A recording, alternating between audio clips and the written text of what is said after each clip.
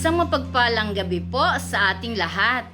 Minsan pa nga po, palakpakan po natin ang dakilang Diyos. Welcome po sa Midweek Fellowship. At maraming salamat po sa pagkakataong ito. Tayo po ay muling makakapakinig ng salita ng Diyos. At bago po tayo tumuon sa ating pagtitipon, huwag po natin kalimutang i-like and share ang live streaming na ito sa ating mga kaibigan at mga kakilala. At share din po natin in public nang maraming makapakinig, makapanood at mapagpala ng salita ng Diyos. Sige po, sabayan po natin ang anointing band. Hallelujah, hallelujah, hallelujah. Hallelujah! Thank you, Lord! Hallelujah! Sama-sama tayo magpuri sa Panginoon. Thank you, Jesus. Hallelujah! Oh, glory to God! Salamat, Panginoon! I-enjoy natin ang presensya ng Panginoong Jesus. Thank you, Lord! Patuloy tayo magpasalamat sa Kanya. Hallelujah!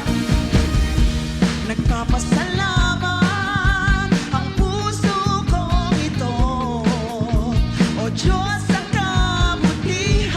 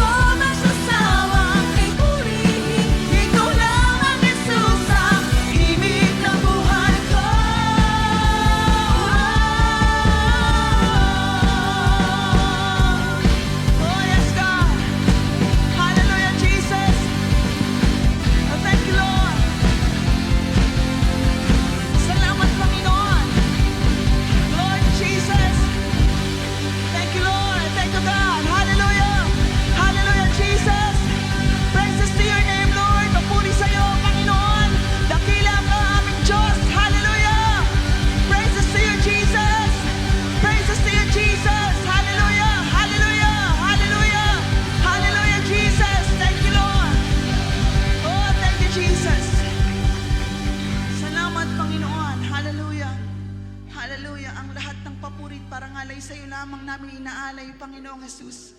Karapat dapat ka sa bawat pagpalakpak, karapat dapat ka sa bawat pag-awit namin, Panginoon, sa pagsasayaw namin, Lord God. Para ito sa kadakilaan mo at kapurihan mo, Panginoon. Thank you, Jesus. Thank you, Lord. Hallelujah. Hallelujah. Thank you, God. Hallelujah. Salamat, Panginoon. Salamat sa pagkakataong ito, Lord God, na nagagawa naming magpuri, sumamba, Panginoon. Sa iyo lamang, Panginoong Jesus. Hallelujah. Salamat sa lakas na ito, Panginoon. Salamat, Panginoon, sa lahat ng mga bagay na binibigay mo sa amin, Panginoong Jesus. Thank you, Jesus. Thank you, God. Hallelujah. Hallelujah. Salamat sa pag-ibig mo, Panginoon. Salamat sa pag-iingat mo sa amin, Panginoong Jesus. Salamat sa buhay na meron kami ngayon, Panginoon, dahil alam namin hiwalay kami sa iyo, Panginoon. Wala kaming magagawa, Lord God. At malibang ipagkaloob mo, Panginoon, Lord, wala kaming tatanggapin. Kaya salamat, Panginoong Jesus. Hallelujah. Hallelujah. Hallelujah, Jesus. Lord, lumalapit kami sa iyong harapan, sa iyong trono, Panginoon, ng may pagpupuri, may pasasalamat sa puso namin, Panginoon. Dahil ito lamang yung pwede naming ibalik, Panginoon, na parangal at pagsamba para sa iyo. Hallelujah. Hallelujah. Hindi namin pwedeng ikumpara, Panginoon, yung araw na ito sa mga araw, Lord, na hindi ka namin kasama, Panginoon. Kaya, Lord, itong oras na ito, Panginoong Jesus, alam namin, Lord God, na nakikita mo ang puso ng bawat isa, Lord God.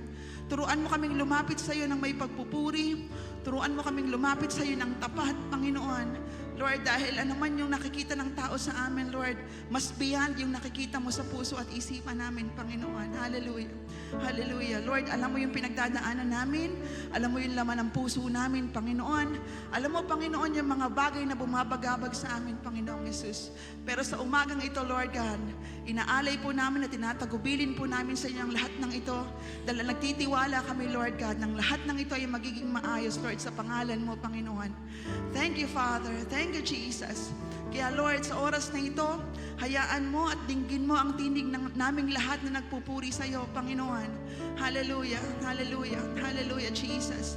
Hallelujah. Hallelujah, Lord. Mga kapatid, sa oras na ito, ialay natin yung taus-pusong pagpupuri natin sa Panginoon. Hallelujah. Hallelujah. Yung bawat tinig natin, i-offer natin sa Panginoon. Tanggalin natin yung mga maaaring humadlang para hindi natin maibigay yung wagas na pagpupuri sa Panginoon. Let us take this moment to really praise the Lord. Hallelujah. Hallelujah, Jesus. It's between you and the Lord. Kausapin natin ang Panginoon. Papurihan natin ang Panginoon. Hallelujah. Hallelujah. At huwag nating hayaang masayang ang oras na ito na hindi tayo nakapagbabalik ng wagas na papuri sa Kanya. Hallelujah. Thank you, Jesus. Kaya patuloy kaming aawit aming Diyos. Dakilain namin ang pangalan mo, Panginoon. Itataas namin ang nag-iisa mong pangalan, Panginoong Jesus. Hallelujah. Thank you, Jesus. Thank you, Lord. Salamat,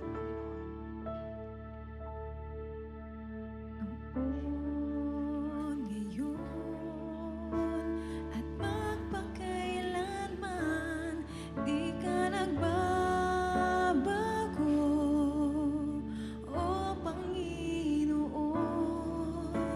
Ikaw lamang ang papupurihan at awitan, magpakailanman, Panginoong Jesus. Sa'yo lang ang papuri't pagsambay, alay, sa'yo lamang ibibigay ang buhay kong ito'y kalugdan mo bilang isang alay.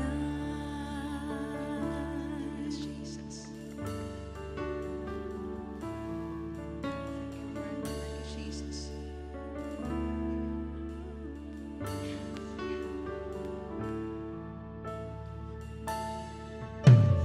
Noon,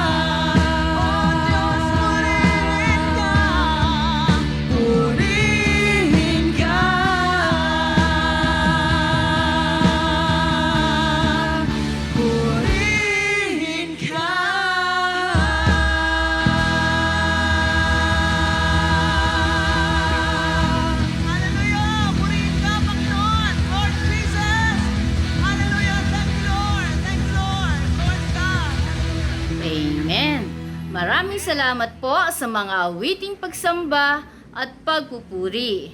At ngayon naman po, tayo dadako na sa pinakamahalagang parte ng ating pagtitipon, ang pakikinig ng salita ng Diyos. I-focus po natin ang ating puso at isipan sa pakikinig ng salita ng Diyos. At ito po ipapahayag sa atin ni Pastor Tonton Cruz Jr. sa series na Parables about the Kingdom of God, sa topic na The Weeds and the Dragnet. Sige po, ibalik po natin ang wagas na papuri sa ating Panginoong Jesus. Amen! Isang mapagpalang gabi po sa ating lahat, mga kapatid. So, tayo po ngayon ay muli nagkatipon-tipon upang makapakinig tayo ng salita ng Diyos at mapagpala ngayong midweek fellowship natin na to, no? So, sa pagpapatuloy po ng ating gawain, ayan, sama-sama po tayong manalangin. Aming Ama, kami po ay lubos na nagpapasalamat at lubos na nagpupuri sa iyo sa lahat ng dakilang pagpapala na ginawa mo sa aming buhay. Alam naming ang lahat ng ito ay ayon sa iyong kalooban, ano man yung nangyari sa amin, ano man yung mga sitwasyon na kinapapalooban namin. Kami nagpapasalamat sa lahat ng pagpapala na ito. Bagaman may mga bagay na hindi ka nais-nais sa aming mga paningin, pero alam namin, Lord, na may pagpapala sa likodan ng mga bagay na ito at kami nagtitiwala na ito'y para sa aming kabubuti at para sa aming ikaunlad espiritu at ikaunlad sa aming pagkatao. Maraming salamat, O Diyos, at sa oras na ito, dalangin namin na ikaw ang patuloy na kumilos at tumipo sa aming mga puso, ang humawak sa aming pandinig, na sa pamamagitan ng Espiritu Santo ay maunawaan namin mabuti ang bawat mensahe na nais mong paratingin sa amin. Nawa patuloy ito maging kalakasan sa amin, maging kalaguan ng aming pananampalataya sa mga mapapakinggan namin ngayong gabi na ito. Maraming salamat, O Diyos, at sa iyo po ang pinakamataas sa papuri, pagsambat kadakilaan. Ito ang aming dalangin sa pangalan ni Jesus. Amen and amen. Ayan. Palakpakan po natin ang Panginoon. Praise the Lord. Praise the Lord. Okay. So muli, mapagpalang gabi po sa ating lahat. Ayan, welcome po sa ating midweek. So sa pagpapatuloy po ng ating series na Parables about the Kingdom of God. Okay, so alam ko na marami na tayong natututunan tungkol doon sa mga parabola, okay, mga talinghaga, okay, na pangaral sa atin ng mga napakinggan natin. So sa hapon na ito o sa gabi na ito, ang tatalakayin natin ay yung The Weeds and the Dragnet, no? O yung sa Tagalog ay yung talinghaga tungkol sa damo sa triguhan at yung lambat. Okay? So kaya po ito ay magkasama dahil pareho lang po yung mensahe noong dalawang talinghaga na ito. Kaya niyo po nasimulan natin ito sa isang pagbabasa, no? Basahin po natin yung mga talinghaga tungkol muna doon sa damo sa triguhan. Okay? Ito po yung mababasa natin doon sa Mateo chapter 13 verse 24-30 to 30. Okay? Nagsalaysay muli si Jesus sa kanila ng isa pang talinghaga. Sinabi niya, ang kaharian ng langit ay katulad ng isang taong naghasik ng mabuting binhi sa kanyang bukid. Isang gabi, habang natutulog ang mga tao, dumating ang kanyang kaaway, naghasik ng mapanirang damo sa triguhan at saka umalis. Nang tumubo at magbunga ang trigo, lumitaw din ang mapanirang damo. Kaya't pumunta ang mga utusan sa may-ari ng bukid at nagtanong, hindi po ba mabuting binhi lamang ang inihasik ninyo sa inyong bukid? Bakit po may damo ngayon? Sumagot siya, isang kaaway ang may kagagawan nito. Tinanong siya ng mga utusan, bubunutin po ba namin ang mga damo? Huwag, baka mabunot pati ang mga trigo, sagot niya.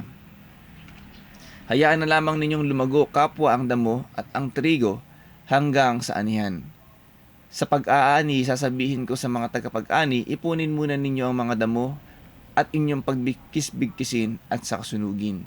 Pagkatapos, ipunin naman ninyo ang trigo sa aking kamalig. Okay?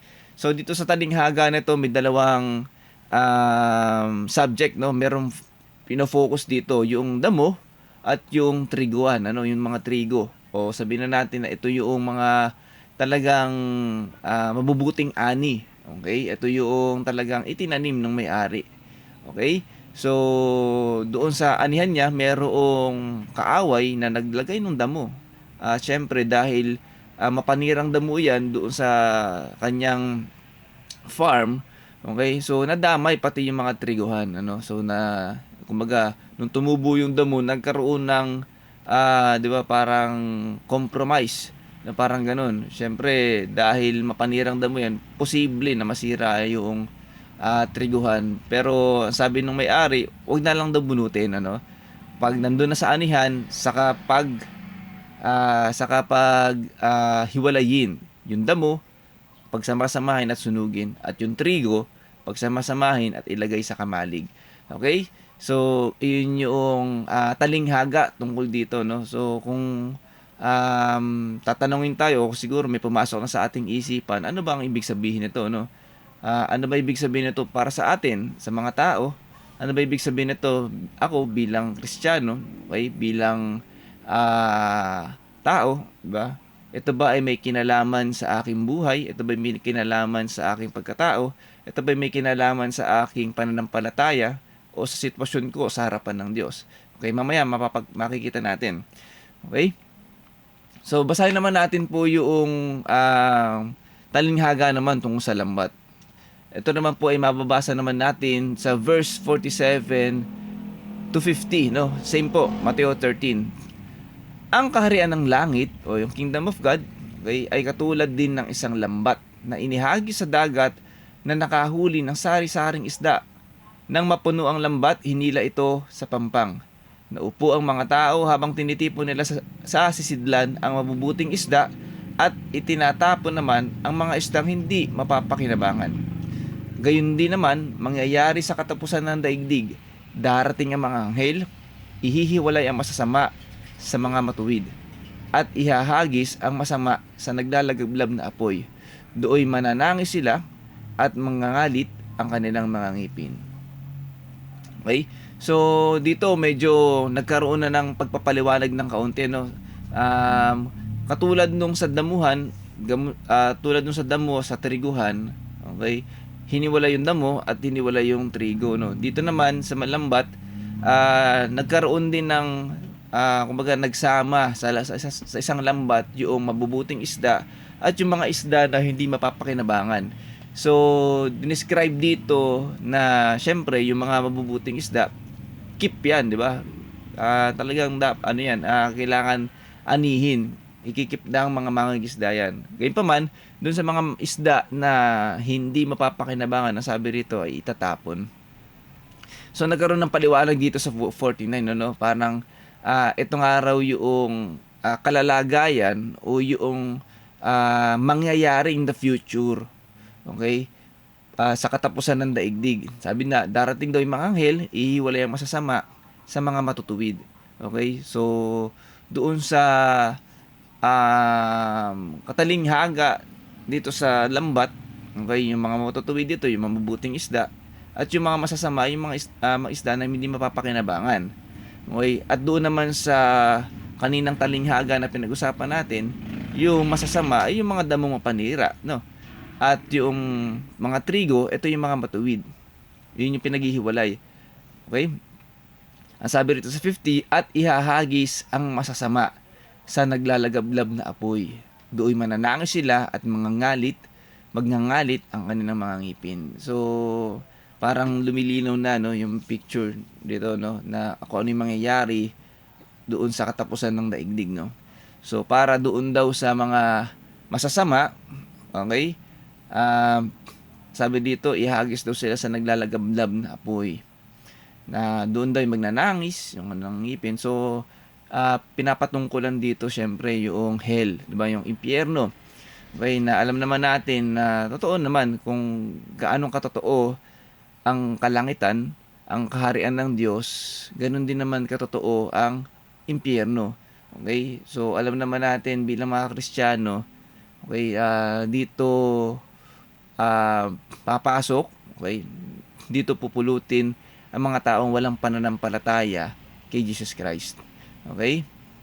Dito dito hahantong ang isang tao kung walang relasyon sa Diyos. Okay? So napakatindi, no? Magngangalit yung ngipin, hindi kumbaga mananangis sila, 'di ba? Ito yung apoy na hindi kailanman mamamatay. Okay, so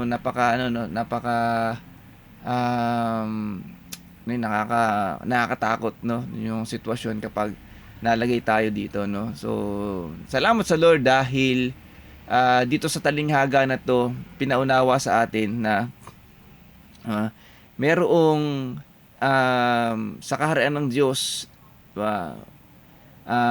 meron tayong chance o merong pagkakataon ang isang tao na maging ang trigo. Okay? Na may pagkakataon ang isang tao na maging isang mabuting isda. Okay? So, alam naman natin na sa panahon natin ngayon, isa lang ang daan, okay? Isa lang ang kailangan, at iyon ay pananampalataya kay Jesus Christ. Accept Jesus Christ as our Lord and Savior.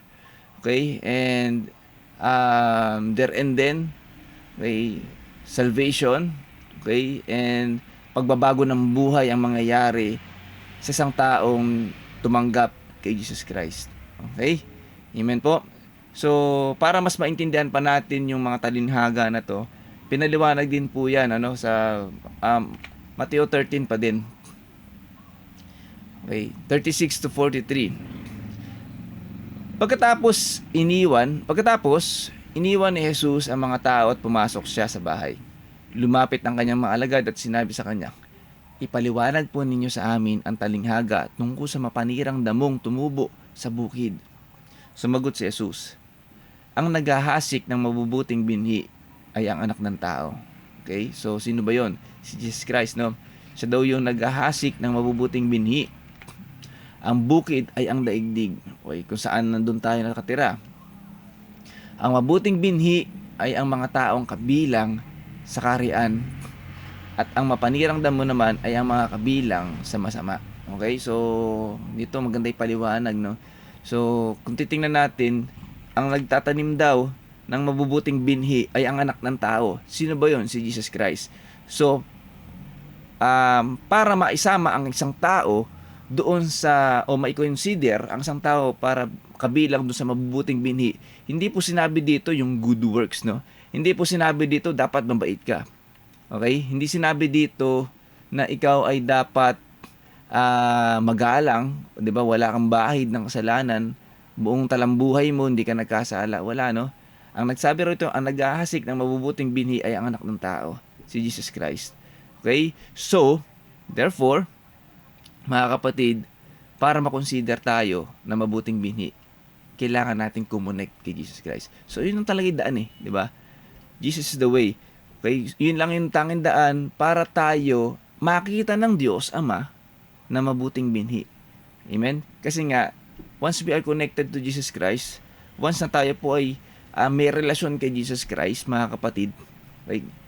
Nandun na yung righteousness, nandun yung pagpapawalang sala, doon nagkakaroon ng pagbabagong buhay. Kung tawagin natin, nandoon nagaganap yung transformation. Okay, hindi yung transformer na nagiging robot tayo. Transformation na sinasabi rin sa Biblia na unless a man be born again, he cannot enter the kingdom of God. Okay?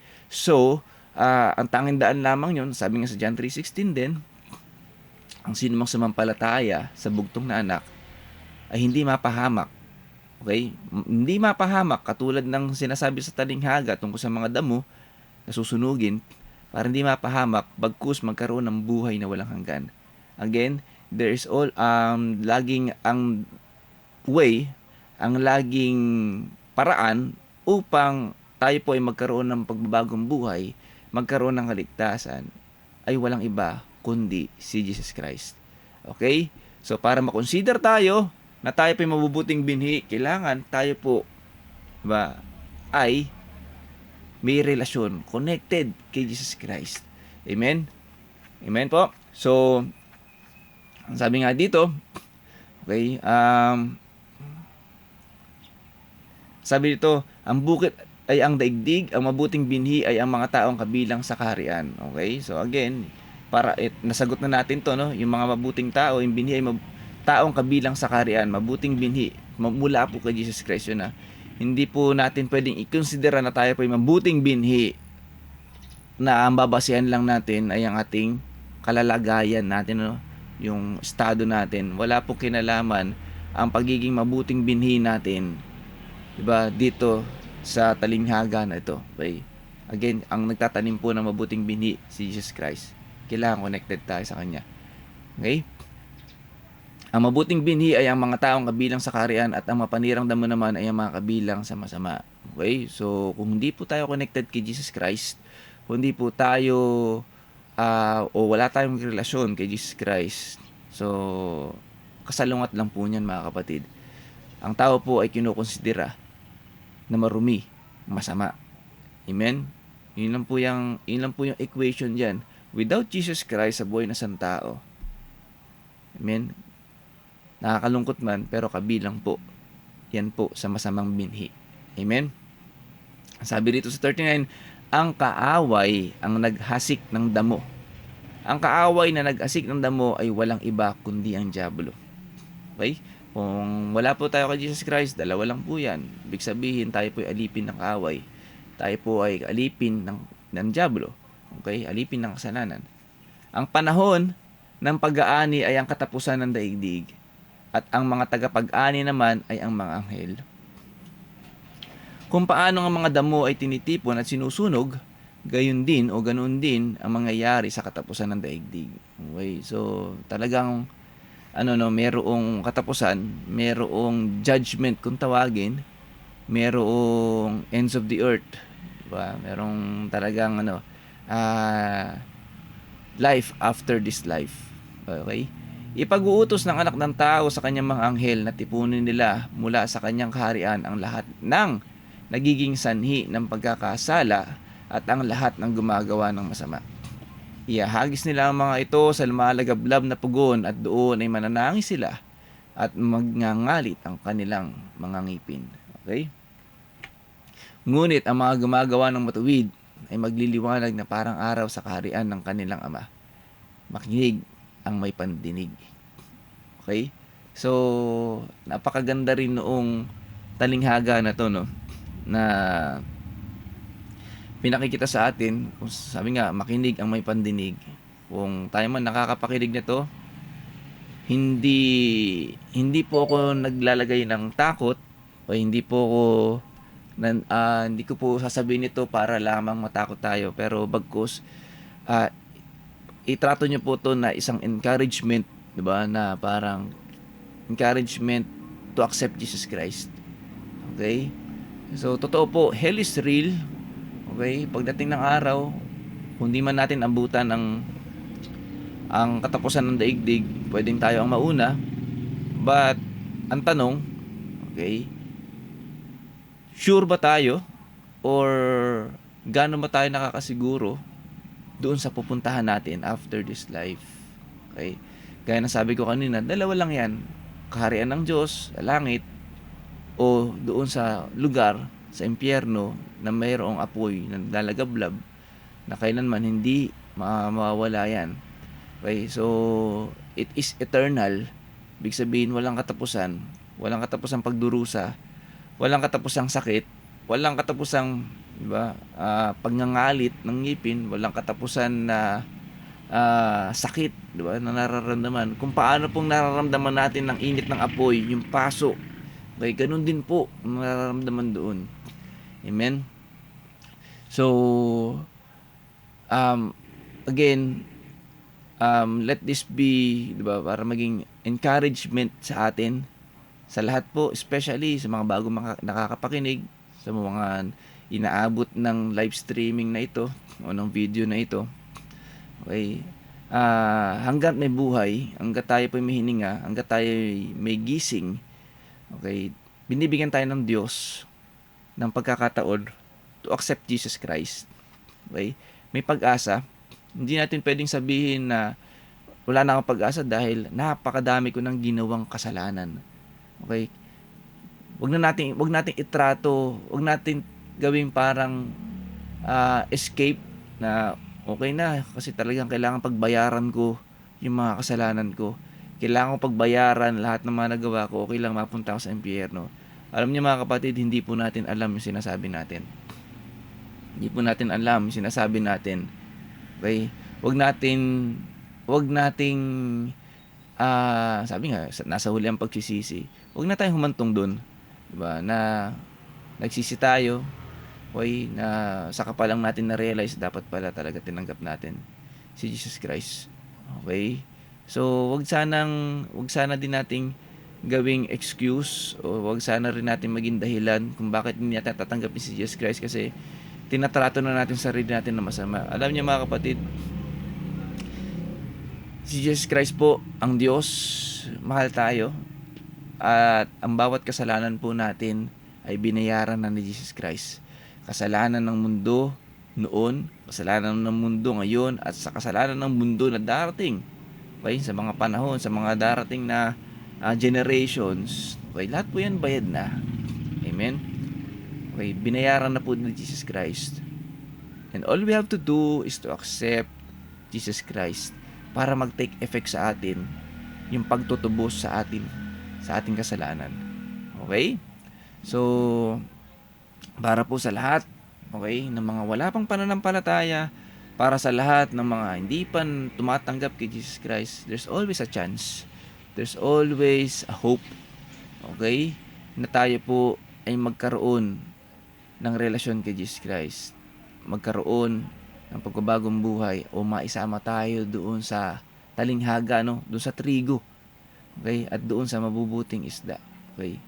Na maiwasan natin yung the biggest tragedy na pwedeng dumating sa buhay natin, at yun nga yung mapunta tayo sa eternal damnation.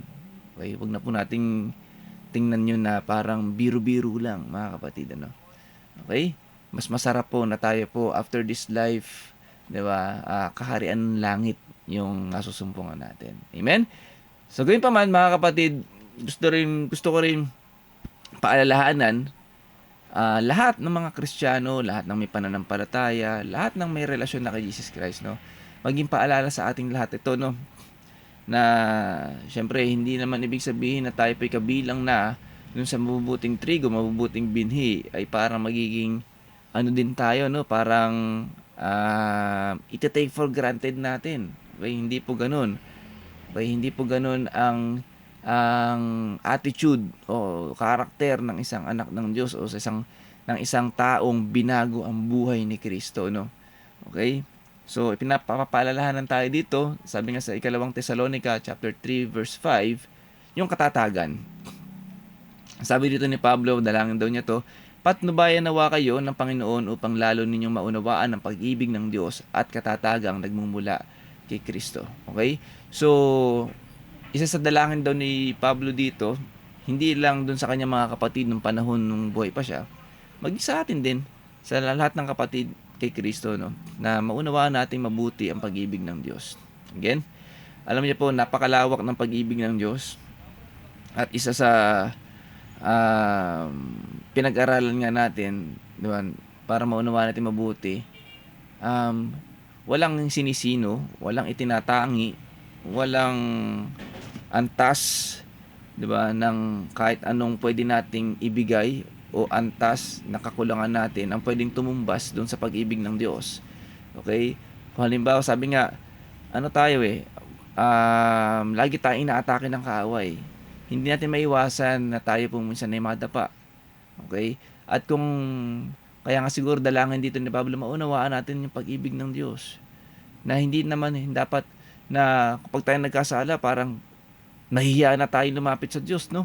Na parang, tatalikuran natin yung pag-ibig ng Diyos kasi nahihiya tayo. Kasi, parang hindi na tayo, isipin natin, hindi na tayo deserving. Okay? So, kapag naunawaan kasi natin ang pag-ibig ng Diyos, hindi natin maiisip yung mga bagay na yan. Okay? Sabi nga, lumapit kayo sa akin. Lumapit kayo sa akin. Okay? Huwag tayong tumulad nung nangyari kay Judas Iscariote, no? Although iba talaga yung purpose niya, bakit siya nabuhay. Gayun pa man, may aral din yun, no? Na si Judas po, 'di ba, nung tinatwa niya ipinagkaluno niya si Jesus Christ, nung na-realize niya na mali siya, anong ginawa niya? Nagpakamatay siya. Bakit? Hindi ganap ang pagkakaunawa niya sa pag-ibig ng Diyos. Okay? Hindi ganap. Okay? Na hindi niya naunawaan na ang pag-ibig ng Diyos, kahit gano'n pang kabigat ang kasalanan natin, kaya tayong patawarin ng Diyos. Okay? Kaya tayong patawarin ng Diyos. Tulad ng ginawa ni Jesus Christ doon sa kasalanan ni Pedro. Diba? 3 beses itinatawa ni Pedro si Jesus Christ, pero ang kinaiba nila, humingi ng tawad si Pedro. At naka-receive siya ng pagpapatawad. Amen po. Okay? So, yun po ang pag-ibig ng Diyos, no? So, nawa, tulad ng panalangin ni Pablo, maging panalangin din natin. Okay? Na sa bawat araw, mas lumalim yung pag-unawa natin sa pag-ibig ng Diyos. At syempre, sabi nga dito, katatagang nagmumula kay Kristo. Alam niyo po, kailangan natin ng katatagan, 'di ba? Yung tinatawag na parang endurance, 'di ba? Parang ganoon, no? Yung syempre sabi nga natin, sa buhay natin, ang bawat Kristiyano hindi exempted 'yan sa mga pagsubok. Hindi exempted 'yan sa mga tukso, 'di ba? Mga temptations. Okay? So nawa, lagi din natin panalangin, Lord, bigyan niyo kami ng katatagan. Okay? Nakatatagan na magagamit natin, 'di ba? To endure dun yung mga pagsubok, yung mga temptations, even pains, 'di ba? Yung mga sakit mararamdaman natin. Kasi nga sabi nga, wala namang exempted sa atin dito sa mga sakit, 'di ba? I mean, emotional pain, 'di ba? Na broken heart ka, may taong nawala, mahal mo sa buhay na nawala, masakit po 'yan. Okay? At isa sa dapat natin panalangin at salamat sa Lord, patuloy tayong binibigyan ng katatagan. Okay? So, kung wala tayong katatagan, 'di ba?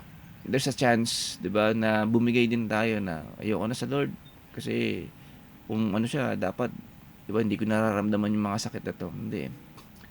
Okay, pero isa sa katatagan, isa sa pinaunawa sa atin sa katatagan, pinaunawa sa atin yung takbo ng buhay dito sa mundo. Totoo naman, there is no permanent here in this world. Okay?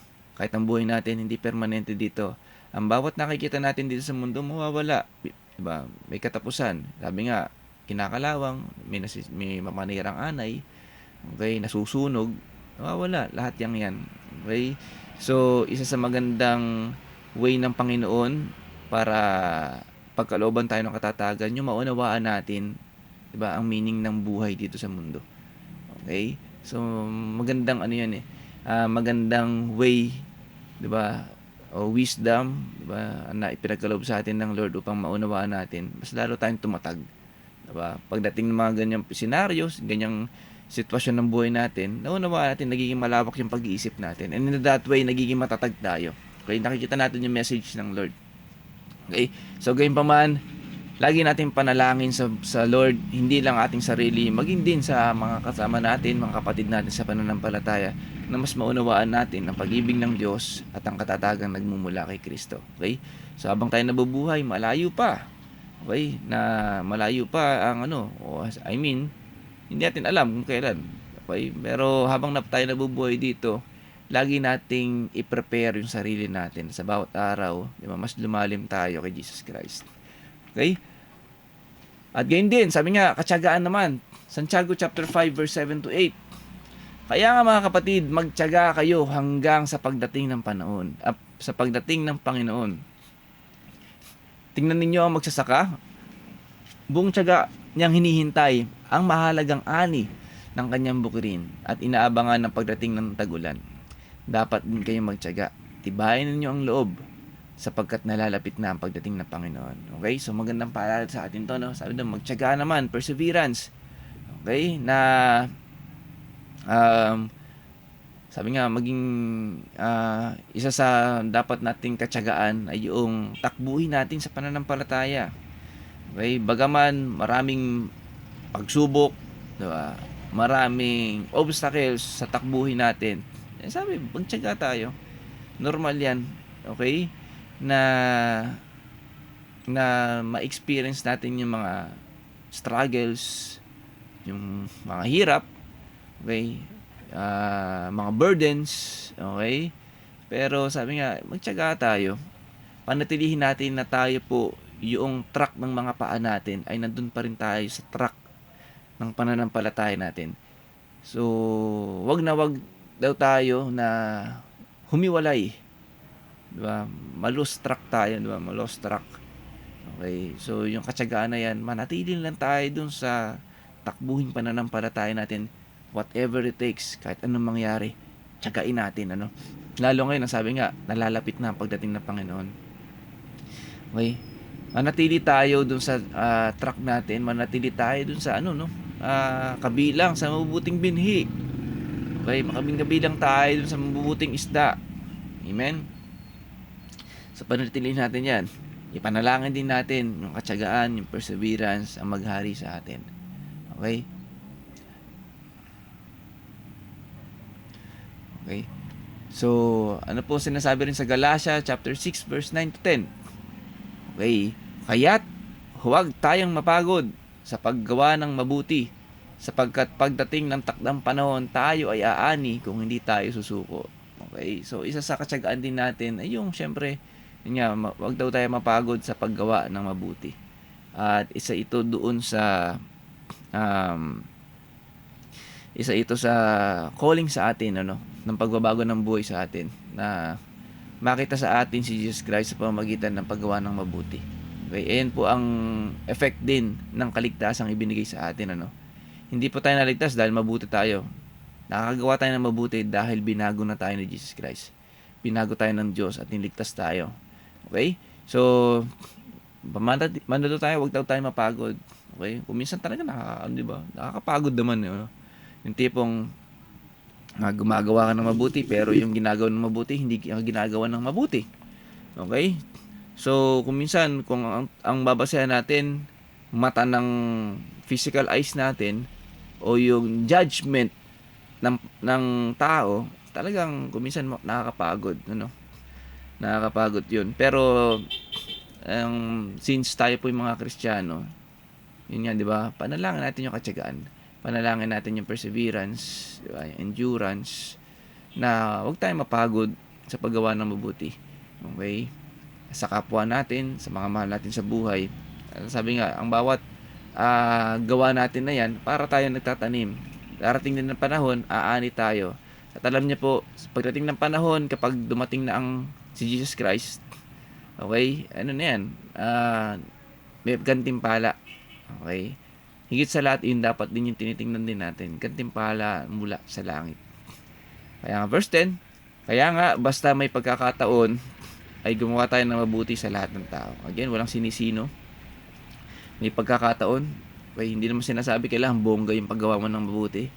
Kahit sa simpleng pagkakataon lang, simpleng paggawa ng mabuti. Okay?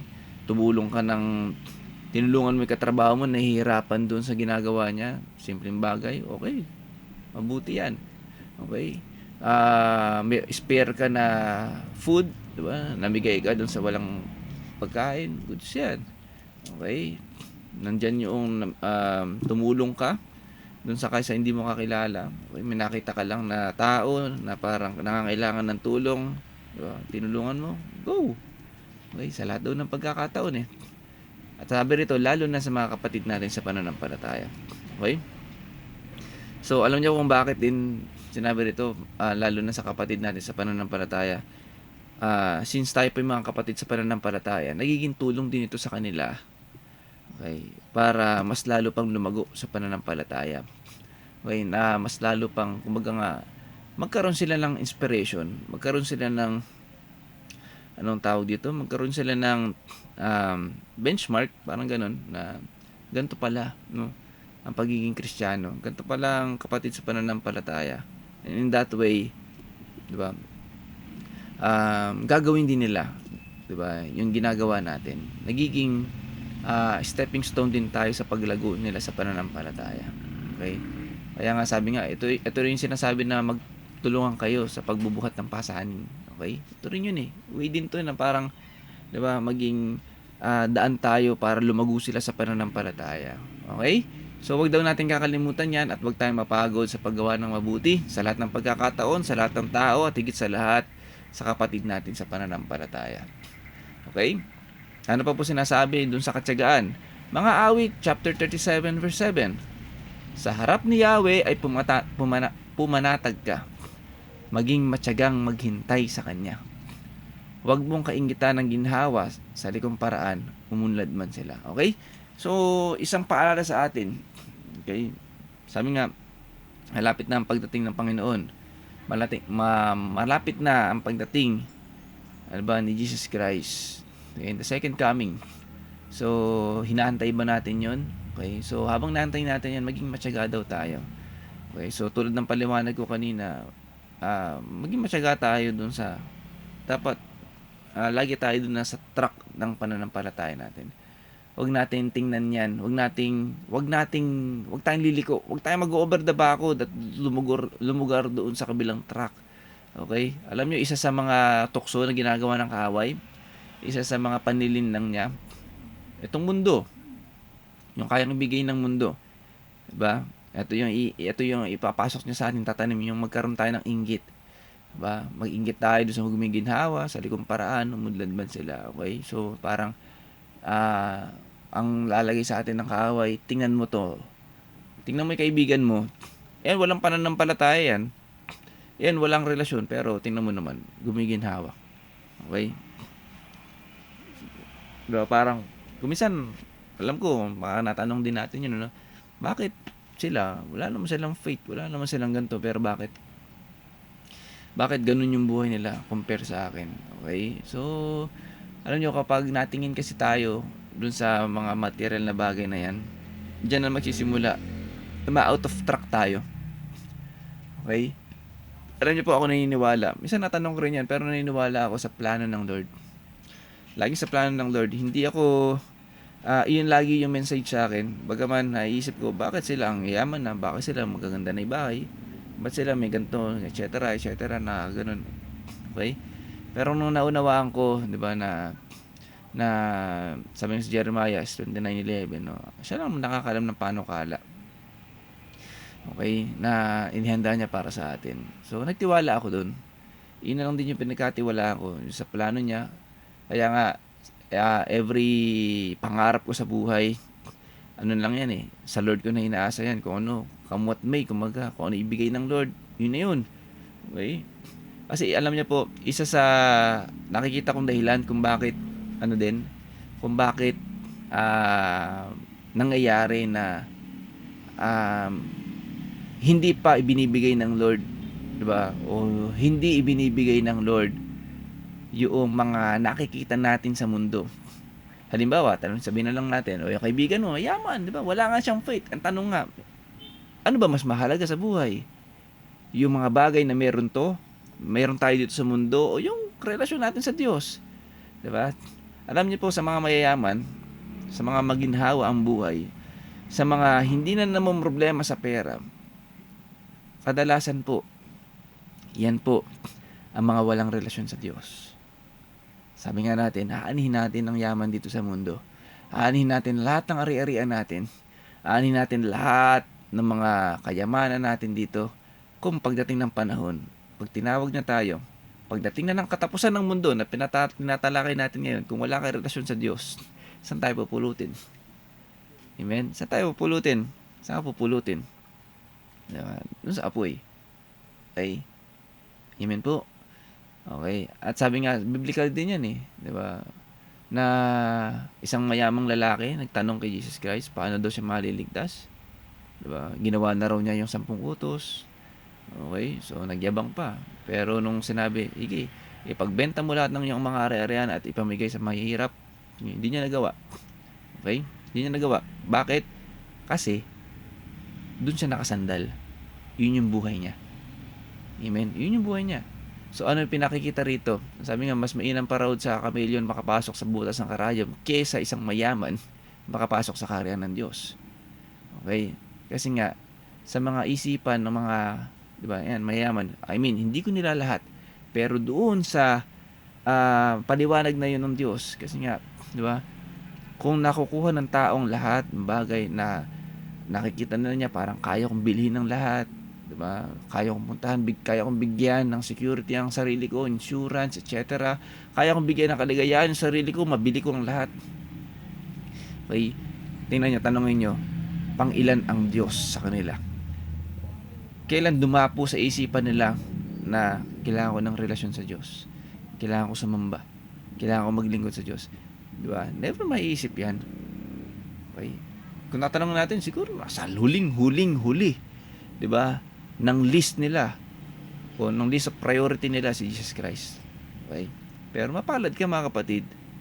'Di ba? Kaya wag natin kainggitan yung mga nakikita natin na gumiginhawa, nakikita natin na ganito na yung bahay. Mas kainggitan, sabi nga, mas mapalad ang mga taong may pananampalataya kay Kristo. Mapalad ang mga taong nakikinig ng salita ng Diyos. 'Di ba? Mas mapalad pang araw 'yan kaysa kay Maria. 'Di ba? Luwal kay Jesus Christ. Mas mapalad daw yung mga nakakapakinig ng salita ng Diyos at isinasabuhay ito. Okay? Okay? So dito pa lang sa topic natin, mas mapalad ka kung may relasyon ka kay Jesus Christ. Again, mabuting binhi ka. Mas mapalad ka doon. Amen? So, nawa, kapag naisip natin yung mga bagay na ito, na para mainggit tayo, i-rebuke natin yan mga kapatid. Hindi yan ang buhay natin. Hindi ang, 'di ba, ang yaman dito sa mundo ang buhay natin. Ang buhay natin kay Kristo. Amen? Amen. Okay? So, tuloy po natin. Dito naman yung sa paghuhukom, no? At maunawaan din natin dito yung ito na yung judgment. Mababasa po natin to sa Mateo chapter 25 verse 31 to 46. Sa maluwalhating pagdating ng Anak ng Tao, kasama ang lahat ng anghel, uupo siya sa kanan ng trono ng Diyos, ng trono ng kaluwalhatian. Tipunin sa harapan niya ang lahat ng mga bansa at sila'y kanyang pagbubukod-bukurin. Tulad ng ginawa ng pastol sa mga tupa at mga kambing. Ilalagay niya sa kanan ng mga tupa at sa kaliwa naman ng mga kambing. Kaya't sasabihin ng hari sa mga nasa kanan niya, "Halika kayo, mga pinagpala ng aking ama. Pumasok kayo sa tanggapan ng aking kahariang inihanda para sa inyo mula pa ng likhain ang daigdig. Sapagkat ako'y nagugutom at ako'y inyong pinakain. Ako'y nauuhaw at ako'y inyong pinainom. Ako'y isang dayuhan at inyong pinatuloy." Okay? So, dun sa mabubuting binhi o dun nasa kanan yung mga tupa, ito yung sinasabi natin na huwag tayo mapagod sa mabubuting gawa. Diba? Mabuting gawain. Ito yung tatanong di ba? Ito yung kumbaga parang basihan din, no? Jesus Christ, pag nakaharap natin siya, ako ba'y pinakain mo? Ako ba'y pinainom mo? Ako ba'y pinatuloy mo? Okay? So, ito yung mga example, di ba, na dapat natin gawin. Dapat natin tiyagain yung sa mabubuting gawa, no? Ako'y hubad at ako'y inyong dinamitan. Nagkasakit at inyong dinalaw. Nabilanggo at inyong pinuntahan. Sasagot ang mga matuwid, "Panginoon, kailan po namin kayo nakitang nagutom at aming pinakain o nauhaw at aming pinainom? Kailan po kayo naging dayuhan at aming pinatuloy o kaya hubad at aming dinamitan? At kailan po namin kayo nakitang nagkasakit o nabilanggo at kayo aming dinalaw?" Sasabihin ng hari, "Tandaan ninyo, nang gawin ninyo ito sa pinakahamak sa mga kapatid kong ito, sa akin ninyo ito ginawa." Okay? Amen? Sasabihin naman niya sa mga nasa kaliwa, "Lumayo kayo sa harapan ko, kayong mga sinumpa. Doon kayo sa apoy na di namamatay at inihanda para sa diablo at sa kanyang mga kampon. Sapagkat hindi niyo ako pinakain nung ako'y nagugutom. Hindi niyo ako pinainom nung ako'y nauuhaw. Hindi ninyo ako pinatuloy nung ako'y isang dayuhan. Hindi ninyo ako dinamitan noong ako'y hubad. Hindi ninyo ako dinalaw noong ako'y may sakit at noong ako'y nasa bilangguan."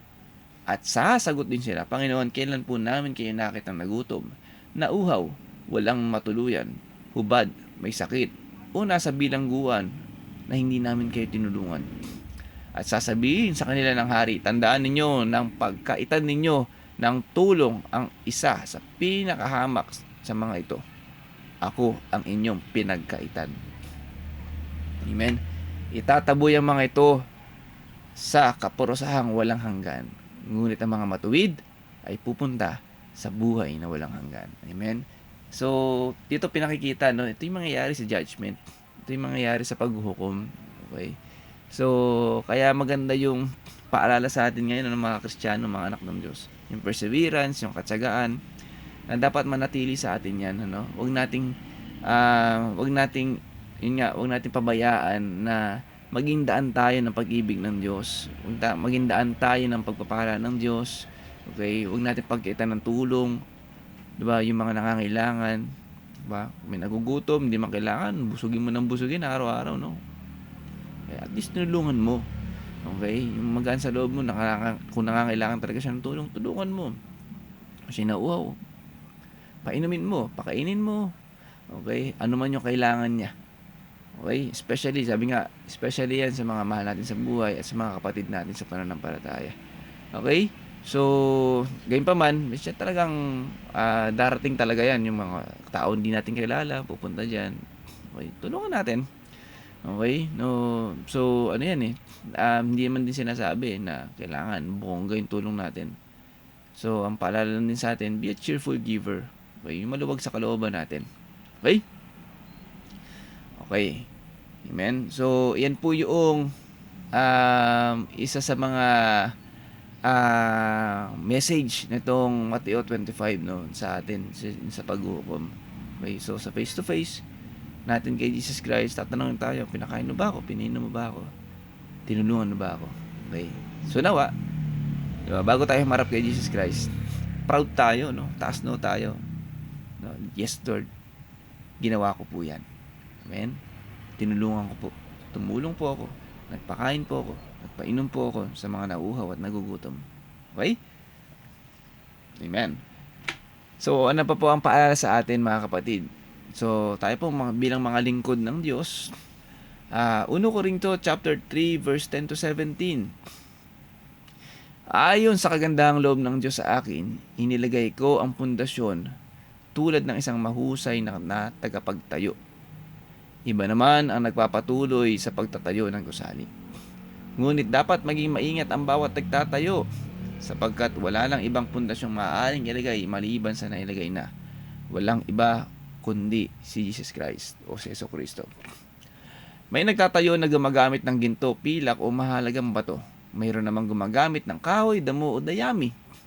Makikilala ang uri ng gawa ng bawat isa sa araw ng paghukom, sapagkat mahayag sa pamamagitan ng apoy kung anong uri ang ginawa ng bawat isa. Kung ang itinayo sa ibabaw ng pundasyon ay hindi na masusunog, tatanggap ng gantimpala ang nagtayo noon. Okay? So, pinakikita dito, no? Sabi nga, meron ng pundasyon. Okay? Meron na talagang inilagay na matibay na pundasyon at iniwala nga ba kundi si Yesu Cristo. So, paalala sa atin to na sa bawat buhay natin, nawa, ito yung maging pundasyon natin sa bawat araw, no? Sa bawat araw na darating, si Jesus Christ ang maging foundation natin. Siya yung maging, haligi, pundasyon ng bahay natin, o ng buhay natin, no? Okay, kasi nga, sabi nga rito, may gumagamit ng kahoy, damo, dayami. Okay? Pero eventually, mga yan, pag dumating ang apoy, nasusunog yan. Okay, nawawala. So, ano po yung mga pinapakita niyan? Okay? So, sa pundasyon natin, nandyan yung sariling karunungan natin.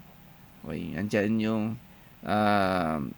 kagustuhan natin, self-will natin, kalakasan natin, lahat ng pwede natin pagmayabang. Okay, lahat ng meron tayo dito sa mundo. Okay, yan ang pinakikita rito, no, na kahit anong gawin natin, kung iyan ang magiging foundation ng buhay natin, ng pagkatao natin, may kalalagyan yan. Okay? Masisira at masisira yan.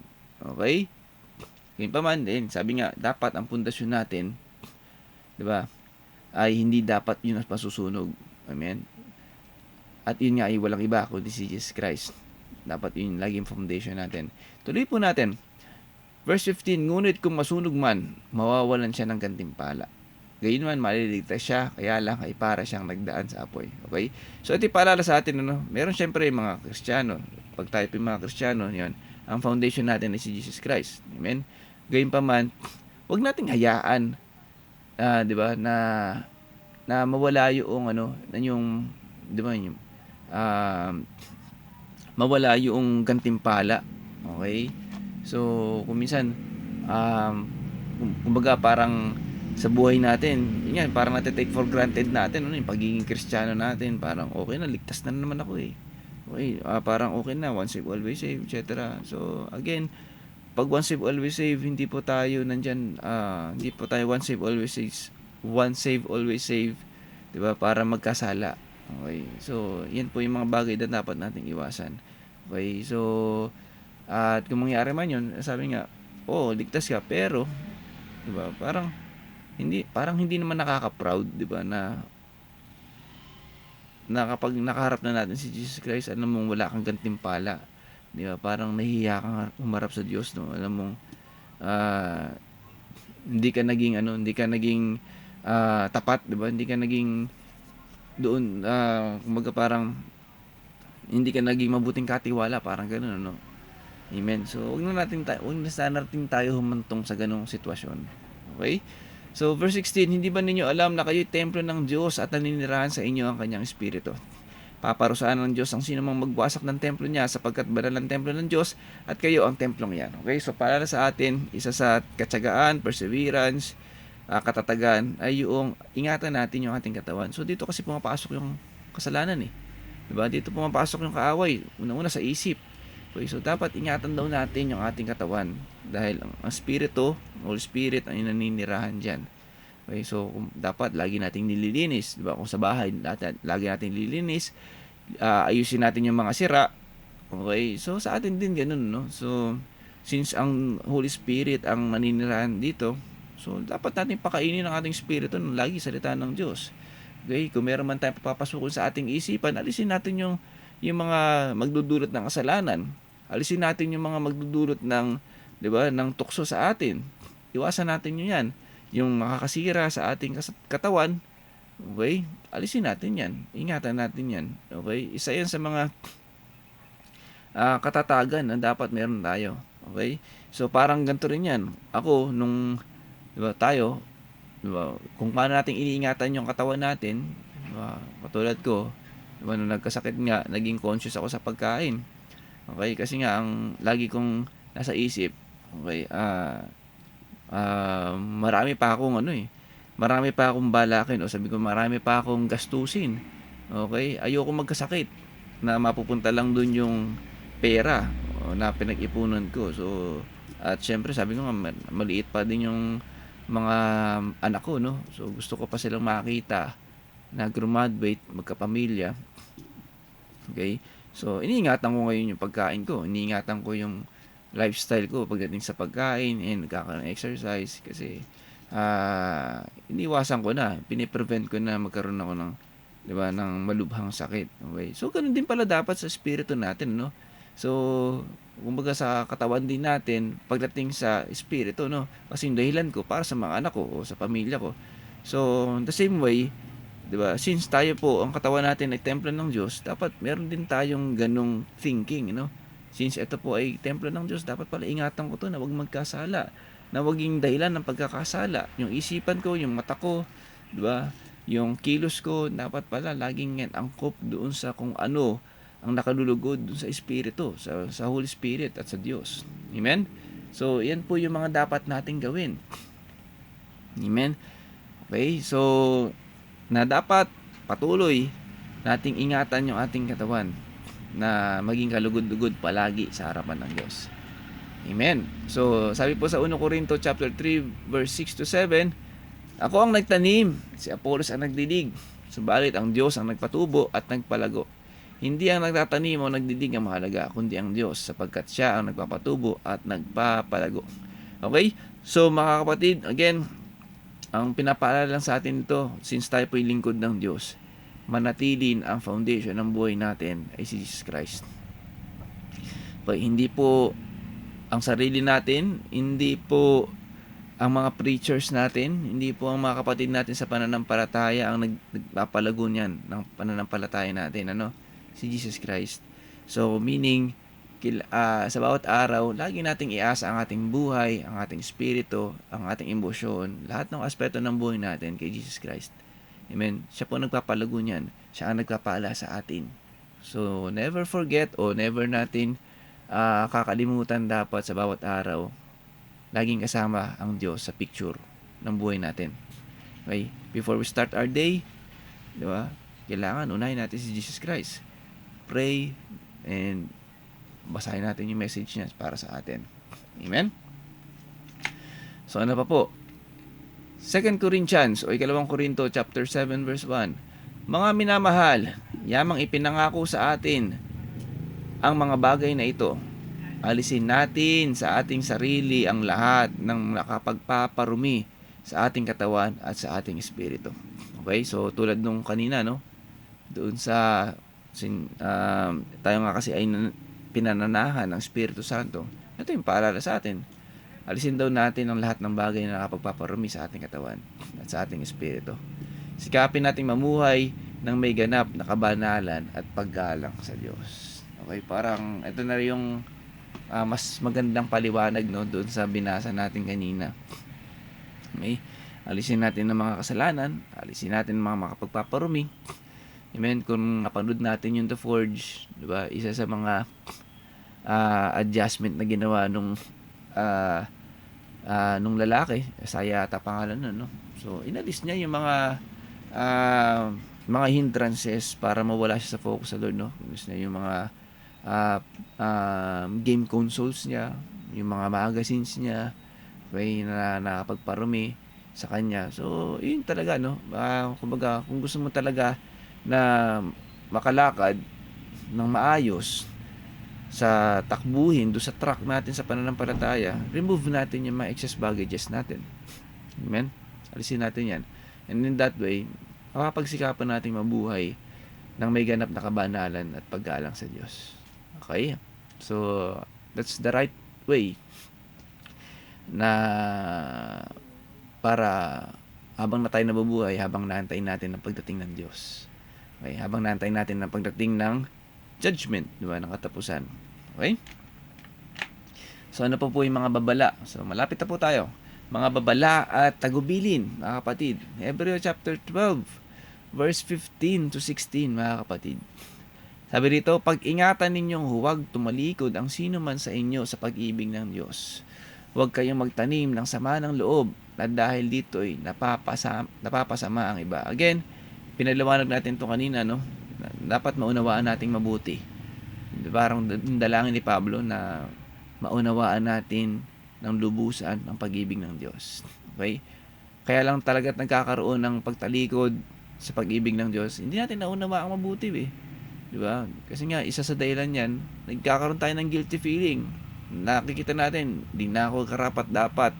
Di ba? Hindi na ako mapapatawad ng Diyos. Okay? Again, kung malalim po ang pag-unawa natin sa pag-ibig ng Diyos, hindi po tayo tatalikuran ng Diyos. Huwag tayo maging katulad ng alibughang anak. Okay? Diba? So, alam niya yung ginawa niya kasalanan. Kaya nga hindi niya sinabi na kaya siya babalik, hingi siya ng tawad. Kasi, hindi niya naunawaan ang pag-ibig ng Diyos. Okay? Hindi niya naunawaan ang pag-ibig ng kanyang ama. Na kaya siyang patawarin kahit anong ginawa niya. Ano yung dahilan niya? Uwi lang siya para makakain. Okay? Pero, na-realize niya, nung nakaharap niya na ulit yung face-to-face, diba? Pinatawad siya ng Diyos. Tinuring ba siyang alipin? Hindi. Okay, binisan nga agad eh. Sinutan ng singsing, diba? Pinaghanda pa ng pinatabang guya. Amen? So, okay, kung naunawaan natin, maging way din tayo upang mas lumalim, mas maunawaan ng mga kapatid natin yung pag-ibig ng Diyos para maiwasan yung ganitong pangyayari, no? Huwag kayong magtanim ng sama ng loob na dahil dito ay napapasama ang iba. Pag-ingatan ninyo na huwag makiapid ang sino man sa inyo. Okay, ito yung mga dapat din natin iwasan, ano? O pawalang halaga sa mga bagay na espiritual, tulad ng ginawa ni Esau. Pinagpalit niya sa pagkain ang kanyang karapatan bilang panganay. Okay. Yan. So, okay. So, dito nga mga kapatid, okay, simple lang yung message. Okay, na itakwil daw natin. Alisin natin yung mga sama ng loob o yung mga gawa, okay, o mga bagay na pwede ring mapasama yung iba, no? Imbis na maging daan tayo ng kalaguan ng pananampalataya nila, maging ano pa tayo, no? Maging maging tinik pa tayo, no? Maging lubak pa tayo para madapa sila, no? So alisin daw natin 'yan. Okay? Alisin din natin yung pakikiapid, alisin natin yung mga bagay na 'yan. So hindi nakakabuti 'yan. Amen. So tuloy natin. Lastly po, Matthew chapter 13 verse 22, mga kapatid. Ang binhi namang nahulog sa mga matitinig na halaman ay ang mga taong nakikinig ng mensahe. Okay, ngunit dahil sa pagkabalisa sa maraming bagay at pagkahumaling sa kayamanan, nawala ng puwang sa kanilang puso ang mensahe at hindi ito nagkaroon ng bunga. Okay? Ano rin po ito, talinhaga. So, hiniram lang po natin ito dun sa mga sa mga binhi, no? Talinhaga sa binhi, yung mga natanim sa lupa, sa batuhan. Okay? So, ito po yung kinuha natin para mas medyo related, no? Na para maging paalala din sa atin na sa bawat napapakinggan natin, sa bawat mensahe na napapakinggan natin, sa bawat salita ng Diyos na napapakinggan natin, okay? Na sabi nga ay ito raw po ay ilagay natin sa ating puso. Ilagay dapat natin to sa ating mga puso at isipan. Okay? Kasi nga, once na ito po ay hindi tumimo sa ating puso at isipan, may chance, di ba? At malaki ang chance na masilaw tayo sa kayang ibigay ng mundo. Okay? Kaya nga, dyan papasok yung mababalisa tayo at yung mahuhumaling tayo sa mga kayamanan. Okay? Nandito sa mundo. Okay? So, again, hindi yan nakakatulong. Hindi yan makakabuti sa atin. So, simpleng mensahe dito, okay, listen to the word of God. Okay? Ito yung pinakamainam na paraan na dapat natin gawin habang hinihantay natin ang pagdating ng Diyos. Bilang mga mabubuting binhi, bilang mga mabubuting isda. Okay? Sabi nga, huwag nating i-take for granted yung bagay na yan. Salamat sa Lord. Okay? Dahil itinrato tayo dyan. Ngayon pa man, habang hinahantay natin ang pagbabalik ng ating Panginoon, okay, patuloy tayong makapakinig ng salita ng Diyos na siyang magiging daan ng kalaguan ng pananampalataya natin at daan para ma-endure at mapagtiyagaan natin, diba, yung paggawa ng mabuti, ma-endure natin yung mga pagsubok, yung mga tukso, mga temptations, diba, nagawa ng kaaway. Okay, at mas lalong maunawaan natin ang pag-ibig ng Diyos. Amen. So nawa sa pagdating ng panahon, okay, manatili tayo, no, na magkita-kita tayo dun sa kaharian ng Diyos. Okay? So, dapat wala akong makakita, no? Hindi tayo magkakitaan na, uy, nagagawa mo dyan, nagsuswimming ka dyan sa apoy. No? So, wala naman, no? Wala naman sana, no? Walang ganun. So, lahat po na nakapakinig ngayong gabi na to, no ba? Okay, invitation ng Lord. Ayaw ng Lord na as much as possible, ayaw ng Lord na mayroong mapahamak. Ayaw ng Panginoon na may mapuntas dun sa apoy. Okay? Kaya meron tayong mga gatong gawain. Preaching the gospel para magkaroon ng pangunawa, magkaroon ng pananampalataya ang mga tao sa pamamagitan ng mabuting balita na ito. Okay? So, nawa sa oras na to ay napaalalahanan tayo at nakuha natin yung pinakamensahe, 'di ba, ng talinghaga ng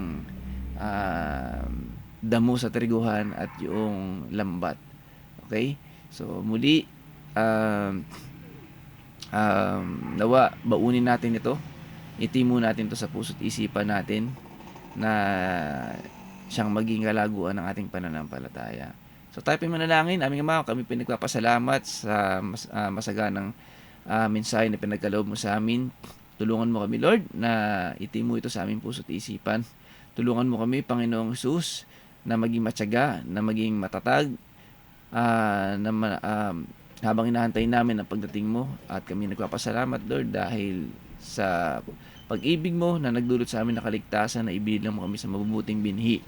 Lord, salamat dahil alam namin pagdating ng panahon, sa kaharian mo kami mapupunta. At yun ay ipinagpapasalamat namin at kami ay nananabik sa mga gantimpala na inihanda mo para sa amin. Gayunpaman, habang kami nabubuhay dito, At habang inaantay ka namin, tulungan mo kami na maging mabuting lingkod mo.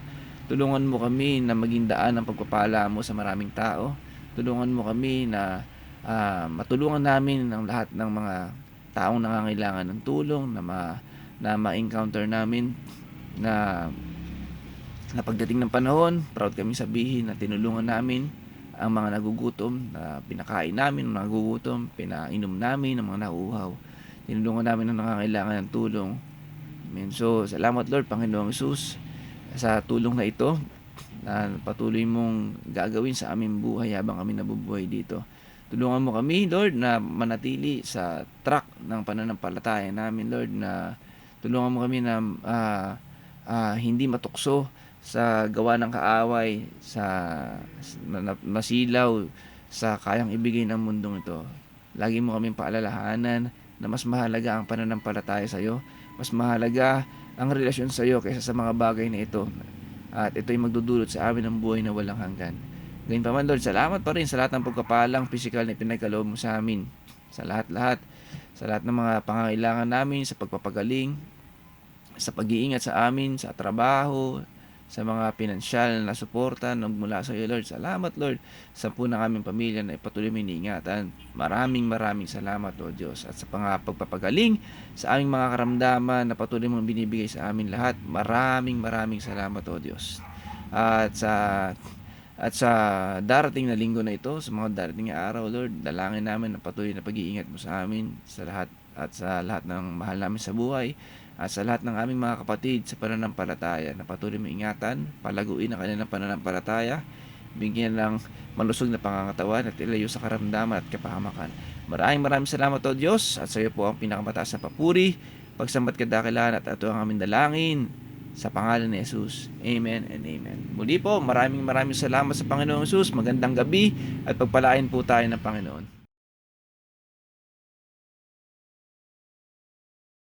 Amen. Alam ko po na pagpala tayo ng salita ng Diyos sa gabing ito. At muli po, magkita-kita tayo sa darating na Miyerkules, Midweek Fellowship, 6 to 8 p.m. po.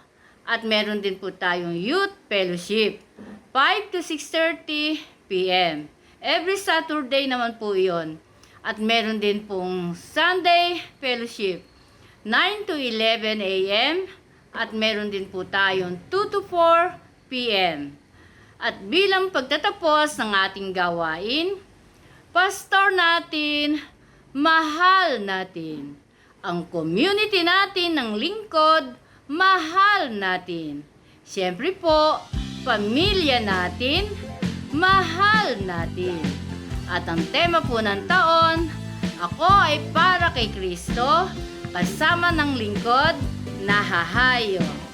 Magandang gabi po sa ating lahat. Salamat po.